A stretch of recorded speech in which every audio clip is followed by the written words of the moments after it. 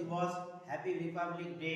আজকে আমরা প্রভুর নামে আমরা উদ্ঘাটন করতে চাই, আমাদের চার্চে প্রার্থনা পূর্বক আমরা সেটা করতে চাই, আমাদের দেশের জন্য প্রার্থনা করতে চাই, আমাদের রাজ্যের জন্য প্রার্থনা করতে চাই, আমরা ঈশ্বরের গৌরবের জন্য কিছু করতে চাই। কারণ এই প্রজাতন্ত্র দিবস যে প্রজারা সুখে বাস করবে, সাম্য মৈত্রী স্বাধীনতা অধিকার আমাদের থাকবে, আর এটা আমাদের কয়েক বছর আগে আমাদের এই ভারতবাসীরা তারা অর্জন করেছেন আমাদের জন্য।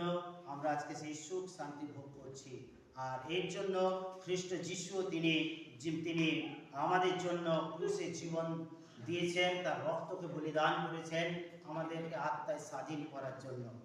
তাই আজকে এই দিনটিতে আমরা সকলে প্রভুর নামে একত্রিত হই, যিশুর নামে একত্রিত হই, যেন ঈশ্বর আমাদের জীবনে তার আশ্চর্য কাজ করে এবং আমরা আত্মায় স্বাধীন হই। গালাতীয় 5 অধ্যায় সেখানে 1 পদ বলছে, স্বাধীনতার নিমিত্তই খ্রিস্ট আমাদিগকে স্বাধীন করিয়াছে।